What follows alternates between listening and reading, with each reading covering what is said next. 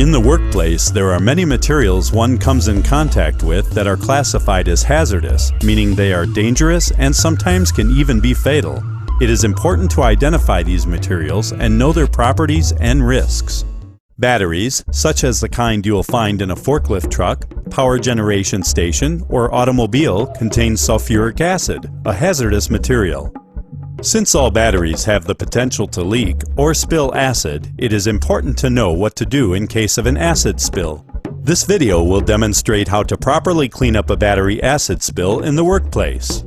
Only trained personnel should attempt to clean up a battery acid spill. The first step in proper cleanup of a battery acid spill happens before the spill even takes place. Identify the hazardous materials in the workplace and the areas where a spill is most likely to occur.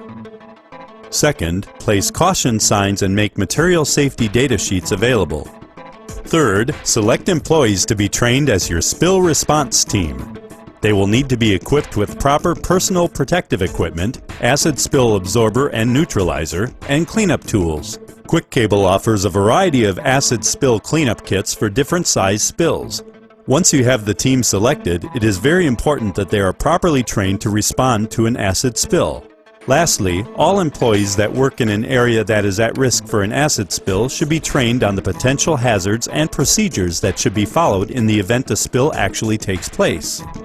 All employees should know who is on the spill response team so that they can be notified promptly in case of a spill. An untrained employee should never be allowed to clean up an acid spill. Now that we've laid the foundation for an effective spill response, it's time for the actual spill cleanup procedure. So what happens when a spill is actually discovered? Let's walk through the scenario. It's 11:59. George has just finished moving his last load before lunch. As he heads to the cafeteria, he notices one of the batteries is leaking, causing acid to spill onto the plant floor. Step 1. The person discovering the spill alerts a member of the spill response team. George is new to the company, so he isn't part of the spill response team yet, but he knows who is. He immediately notifies Jim, who is captain of the spill response team. Jim in turn notifies the other members of the spill response team to get ready for a spill cleanup. Step 2. The spill response team puts on personal protective equipment. Battery acid, otherwise known as sulfuric acid or electrolyte, is highly corrosive and will eat through most clothing and burn the skin.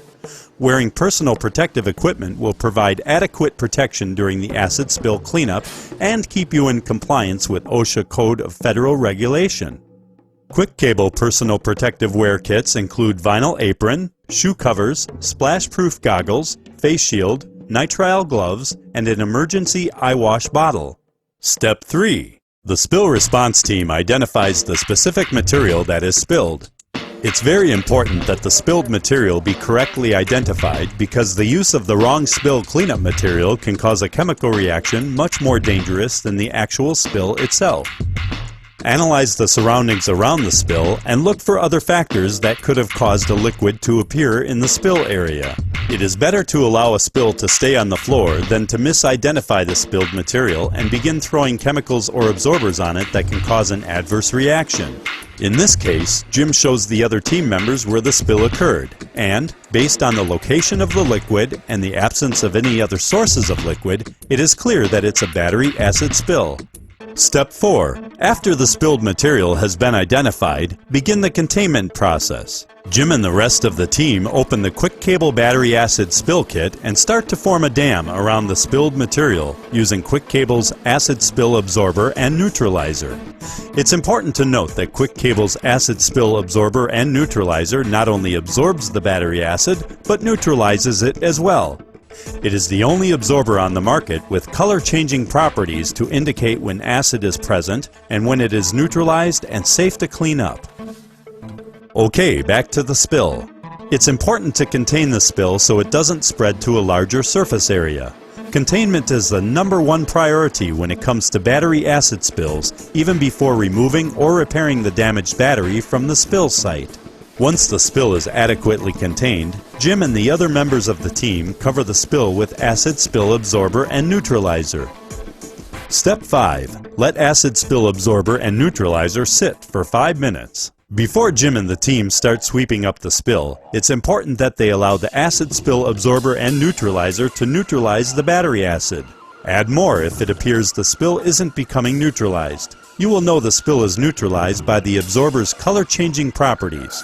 A reddish color indicates the presence of acid. When the reddish color turns to a consistent yellowish color, it means the acid is neutralized and ready to be cleaned up. Keep in mind that no other absorber has the color-changing properties as found in Quick Cable's acid spill absorber and neutralizer.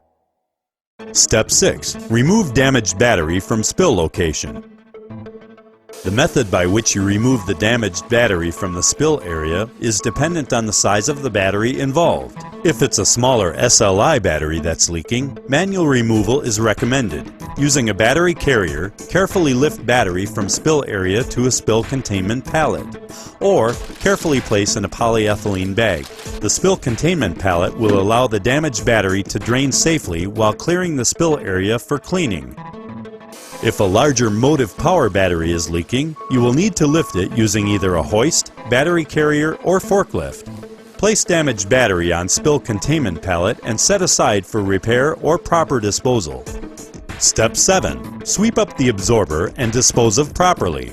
When the battery acid has been neutralized using the acid spill absorber and neutralizer, the waste material is now considered non-hazardous and can be disposed of according to your state and local municipalities' regulations.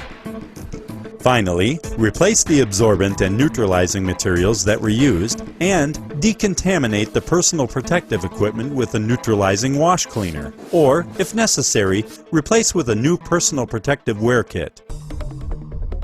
Cleaning up a battery acid spill can be hazardous, but following the correct procedures is a formula for a safe and effective cleanup. For more videos on battery care chemicals, visit quickhowto.com.